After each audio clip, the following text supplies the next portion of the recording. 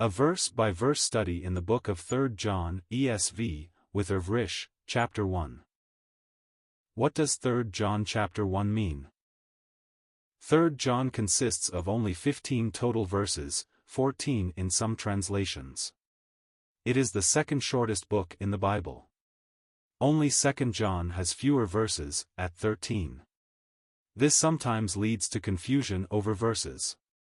In truth, there are no chapters in 3 John, but it would be confusing to refer to verses as 3 John 1, 3 John 2, etc. So, to make things easier, verses are labeled as if they are in the first chapter of the book. Verse 1 begins with an introduction from the elder, traditionally the Apostle John. He writes to Gaius, whom he loves, in truth. Truth is mentioned 6 times in these 15 verses. Verses 2 to 8 highlight the positive traits of Gaius. He treats the brethren, traveling Christian teachers, well, 3 John 1 verse 5, and they speak highly of him among the churches, 3 John 1 verse 6. Such traveling teachers serve for the sake of the name and receive no financial support from Gentiles, 3 John 1 verse 7. They are to be supported by us as missionaries or messengers of the truth, 3 John 1 verse 8.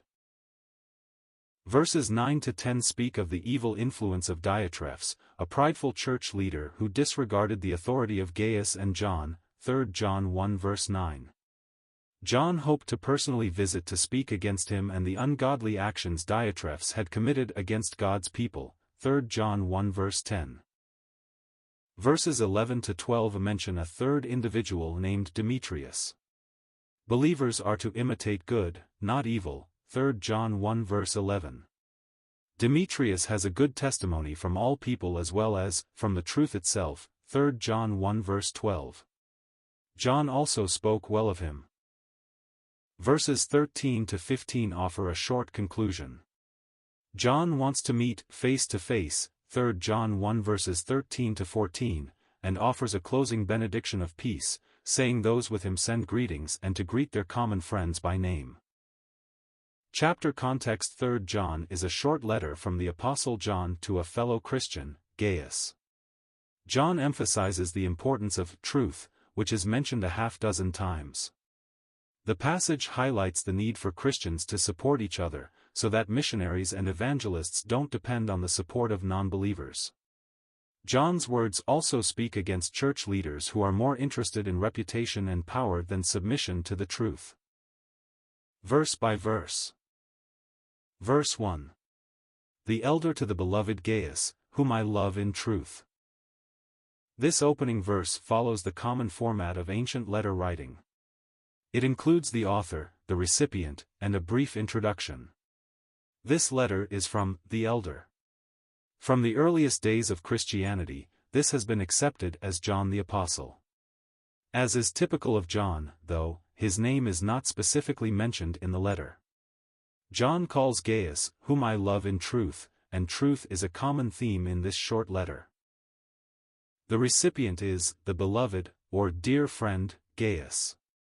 The name Gaius was common in the 1st century and is also seen in Acts 19 verse 29, Acts 20 verse 4, Romans 16 verse 23, and 1 Corinthians 1 verse 14. However, it is unlikely that all of these were the same person. Though little is known of this Gaius, he was clearly well known by the Apostle John, and was a man committed to sharing the truth of the Lord with others. He was commended for helping traveling evangelists and helping others grow spiritually.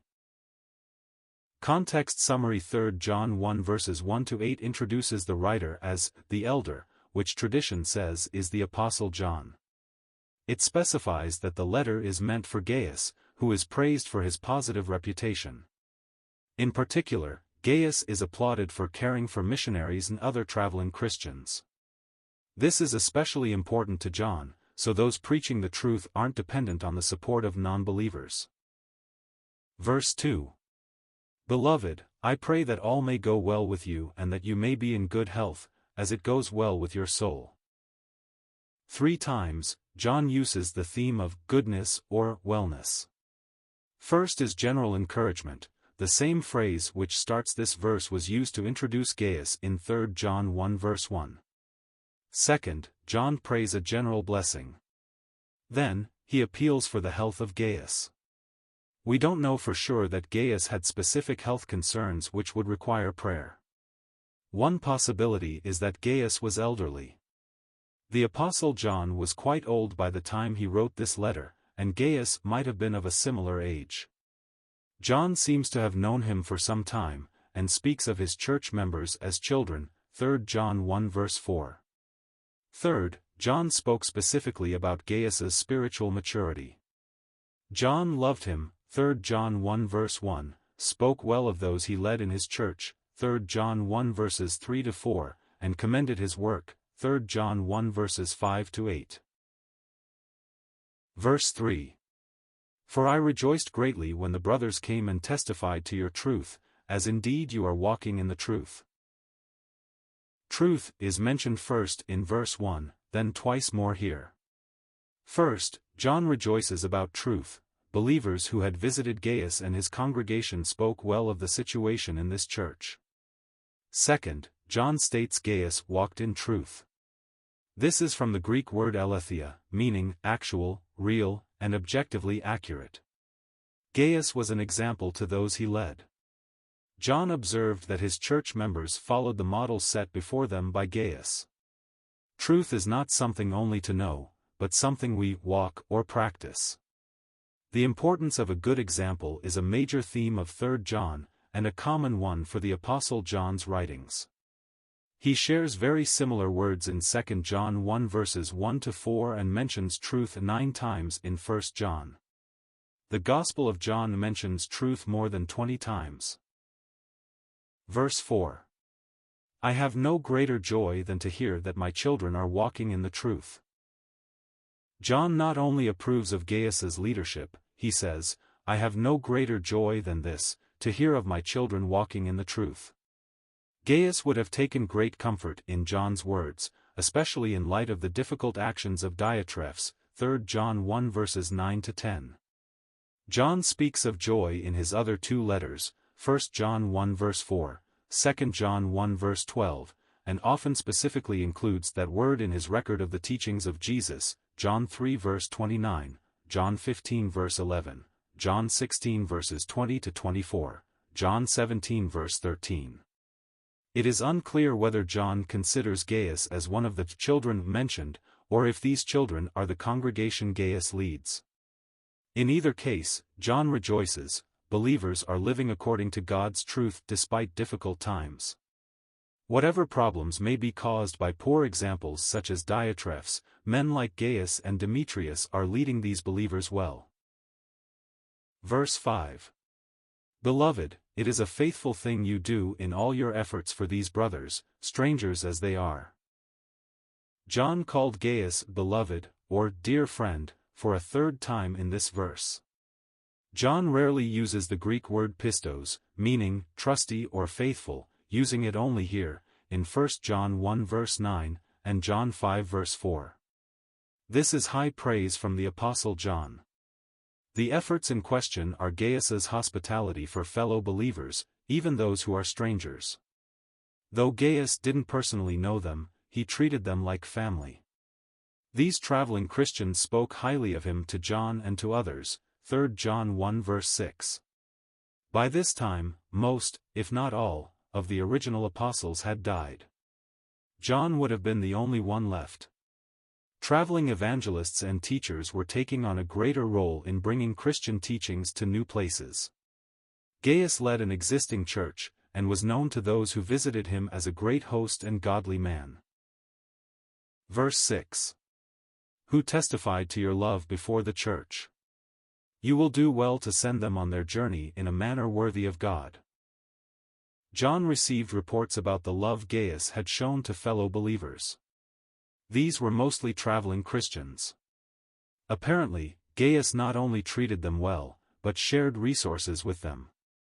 Even though they were not close friends or family, they were cared for.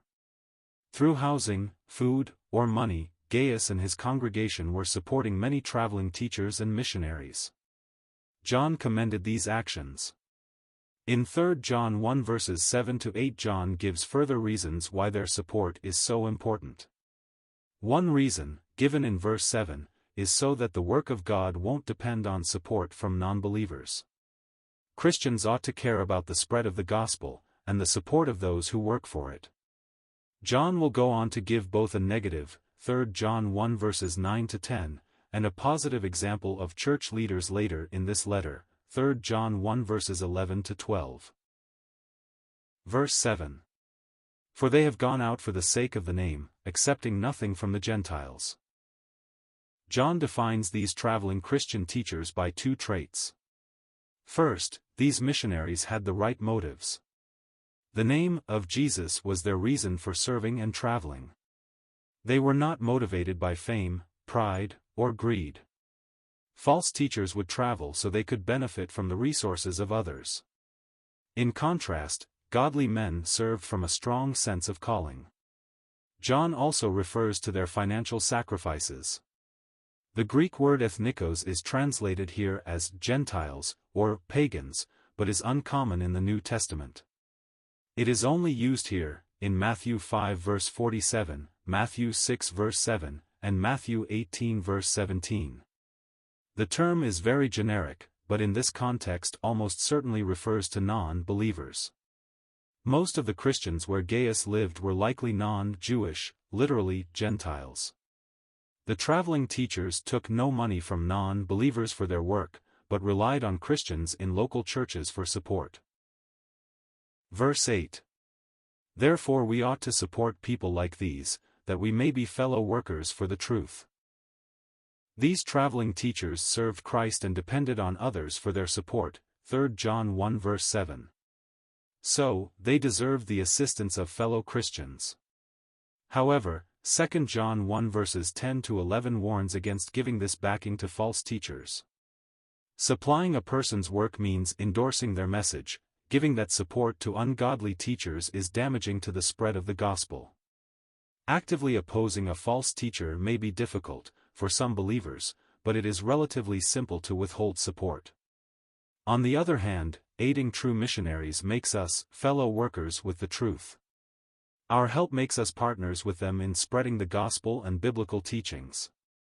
This application continues today. Missionaries depend on the generosity of many believers to help them take the Christian message into new and difficult contexts. Verse 9. I have written something to the church, but Diotrephes, who likes to put himself first, does not acknowledge our authority. Verses 9 and 10 transition from praise of Gaius and godly teachers, to a condemnation of the actions of Diotrephes. According to this verse, John had written about him at least once before. However, the problem had continued. Diotrephes offers an example of an ungodly leader in two ways. First, he was prideful. He may have begun as an encouraging leader, yet let leadership go to his head. Second, Diotrephes did not acknowledge the leadership of other godly people. Instead of serving as one among a team of leaders, he sought to be the only leader. He went so far as to speak and work against other leaders he saw as a threat to his position, 3 John 1 verse 10. Context summary: 3 John 1 verses 9 to 10 condemns the behavior of a man named Diotrephes. Power and prestige were more important to this man than truth. His actions are the exact opposite of Gaius, to whom the letter is written. John praises Gaius for his hospitality, but seems eager to see Diotrephes face to face, so he can counter his harmful conduct. Preaching the truth sometimes involves countering those who corrupt it. Verse 10. So if I come, I will bring up what he is doing, talking wicked nonsense against us. And not content with that, he refuses to welcome the brothers, and also stops those who want to and puts them out of the church. John clearly plans to come to Gaius's church, in person. His intent is to address the issue of Diotrephes mentioned in verse 9. Three more problems with this man are brought up. Diotrephes is a gossip, slandering the Apostle John and others. Second, Diotrephes rejects the same traveling Christians whom Gaius supported, 3 John 1 verse 5. This malicious lack of hospitality was seen as a sin.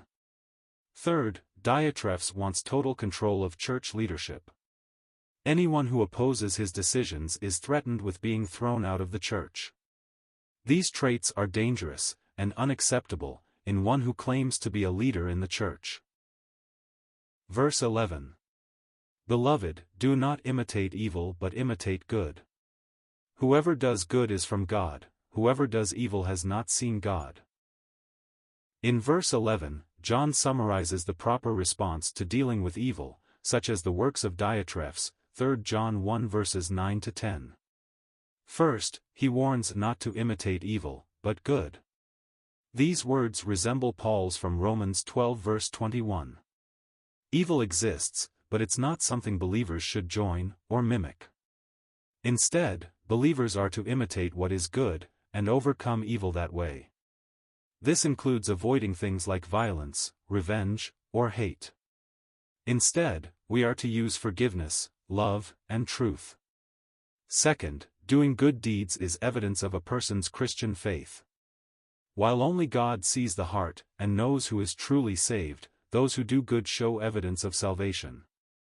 Those who do evil things are giving evidence that they are lost. Context summary 3 John 1 verses 11 to 14, 15, encourages Gaius to follow good examples. In the previous verses, John condemned the actions of a man named Diotrephes. Rather than being arrogant and unwelcoming, Gaius is to follow those who seem to have seen God. One of these may be Demetrius, who is mentioned immediately afterwards. 3 John not only emphasizes truth, but the importance of copying godly behaviors, not evil ones. This passage concludes his letter. Verse 12. Demetrius has received a good testimony from everyone, and from the truth itself. We also add our testimony, and you know that our testimony is true. Demetrius is mentioned in just this one verse of the Bible, yet it is rich in impact. First, Demetrius was widely known among believers as a godly man. Second, his life was consistent with God's truth. Third, Demetrius received praise from Christian leaders, including the Apostle John himself. In a society where oral testimony held strong value, John's affirmation was a glowing endorsement of Demetrius's spiritual success. Even today, the endorsement of another Christian leader serves as strong evidence of a godly life. The example of Demetrius is a stark contrast to that of Diotrephes, 3 John 1 verses 9 to 10, who is not to be imitated. In fact, his actions are so harmful that even the elderly Apostle John plans to come and confront him face to face. Verse 13. I had much to write to you, but I would rather not write with pen and ink. John begins a 3-verse conclusion to this brief letter. John could have written much more than he did. This is only one of 5 New Testament books by John, and he likely wrote much material which was not included in the Bible. Yet extensive detail is not John's goal in this particular letter. He appears to focus on encouraging Gaius, 3 John 1 verses 1 to 8, speaking against Diotrephes, 3 John 1 verses 9 to 10, and encouraging Demetrius, 3 John 1 verses 11 to 12. John may have also wanted to say more about Demetrius, a man well known to John but perhaps not well known to Gaius, since John takes time to certify his character. Another reason for the short letter is John's plans to personally visit Gaius. At that time, a feather was dipped into ink in order to write a letter. Verse 14. I hope to see you soon, and we will talk face to face. 15. Peace be to you. The friends greet you. Greet the friends, each by name. John plans to personally visit Gaius and his congregation. This short note introduces what John wants to discuss in person, 3 John 1 verse 13. This explains why 3 John is so brief, and suggests its time frame. 3 John would have been written when a church was more likely to be visited by a traveling teacher than an apostle. John was not yet on the island of Patmos, where he penned Revelation. This suggests sometime around AD 80, after Domitian was emperor and John wrote his other letters. John had likely been to Gaius's church before and knew some of its members. The Greek phrase used here is stoma pro stoma, which makes no sense if translated literally into English as mouth to mouth. Instead, it is better translated as face to face, which is how John wants to discuss these issues with Gaius. Then, as now, there is a difference between remote conversations and personal contact. Some translations move the final farewell phrase to a 15th verse. John also mentions peace in 2 John 1 verse 3, and 6 times in the Gospel of John, John 14 verse 27 twice, John 16 verse 33, John 20 verse 19, John 20 verse 21, John 20 verse 26, and twice in Revelation, Revelation 1 verse 4, Revelation 6 verse 4. Book summary: 3 John consists of just one chapter. This is a short letter from the Apostle John to a fellow believer, Gaius. Truth is mentioned 6 times in this book's brief 15 verses. Gaius is praised for his commitment to Christian service. At the same time, John condemns the actions of Diotrephes, a church member causing problems. After mentioning the good reputation of a man named Demetrius, John closes his letter in the hope of coming to see Gaius face to face. This upcoming meeting seems to be why the letter is so short. End of chapter 1 and the book of 3 John. Please note: the material use in this video is from BibleRef.com, which is from Got Questions Ministries and is posted here to be read by immersive reader in the Edge browser. If you copy this material, please follow these rules. Content from BibleRef.com may not be used for any commercial purposes, or as part of any commercial work, without explicit prior written consent from Got Questions Ministries. Any use of our material should be properly credited. Please make it clear the content is from BibleRef.com. BibleRef.com content may not be altered, modified, or otherwise changed unless such changes are specifically noted.